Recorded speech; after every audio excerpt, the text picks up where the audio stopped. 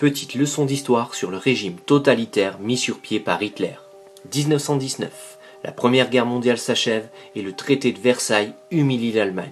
Vaincue, démilitarisée, dépossédée de ses territoires coloniaux, scindée en deux, l'Allemagne est jugée seule coupable de la guerre et soumise à des réparations disproportionnées. En 1920, Adolf Hitler, Autrichien ayant combattu aux côtés de l'Alliance durant le premier conflit mondial, participe à la fondation du Parti national-socialiste allemand, le NSDAP, plus communément appelé Parti nazi. Après un coup d'État manqué en 1923, Hitler est accusé de conspiration contre l'État.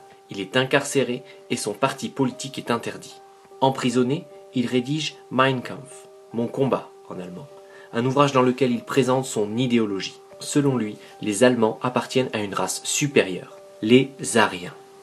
Ils doivent se regrouper sous la conduite d'un guide, un Führer, afin de combattre les Juifs qui les affaiblissent. Par ailleurs, ils doivent partir à la conquête de l'espace vital nécessaire à l'épanouissement du peuple allemand.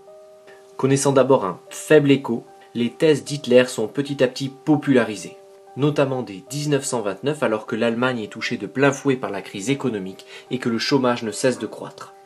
Accusant le traité de Versailles, les Juifs et la République d'être responsables de la crise, Hitler se présente comme une solution aux difficultés que connaît le pays et un rempart contre le communisme galopant de l'URSS. C'est ainsi que les nazis progressent lors des différentes élections et le 30 janvier 1933, le président Hindenburg le nomme chancelier, c'est-à-dire chef du gouvernement. Parvenu au pouvoir, Hitler installe progressivement sa dictature. Après l'incendie du Reichstag, le Parlement allemand, il se fait octroyer les pleins pouvoirs par les députés, puis dans la foulée fait interdire tous les partis autres que le parti nazi. Les libertés sont progressivement supprimées et la population de plus en plus encadrée. En 1934, à la mort du président Hindenburg, Hitler se proclame Reichsführer. Le nouveau régime qu'Adolf Hitler met sur pied est totalitaire. L'intégralité de la population est soumise à la propagande nazie. Les médias et l'école diffusent des idées nazies, et les jeunes sont embrigadés de force dans les jeunesses hitlériennes, organisation de jeunesse qui vise à formater les jeunes Allemands. Alors que la population est encadrée, les opposants sont pourchassés par la Gestapo, la police politique nazie, ou les SS, le service d'ordre du parti nazi. Arrêtés, les opposants sont pour la plupart envoyés dans des camps de concentration créés par le régime à partir de 1933.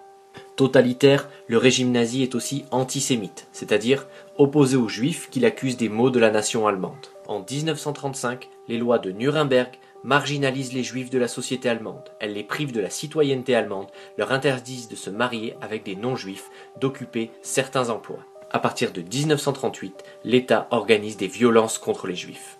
Voulant changer l'Allemagne de l'intérieur, Hitler se tourne aussi vers l'extérieur de ses frontières afin de redonner sa grandeur à l'Allemagne. Dès son arrivée au pouvoir, il prépare ainsi le pays à la guerre, transgressant les interdits du traité de Versailles.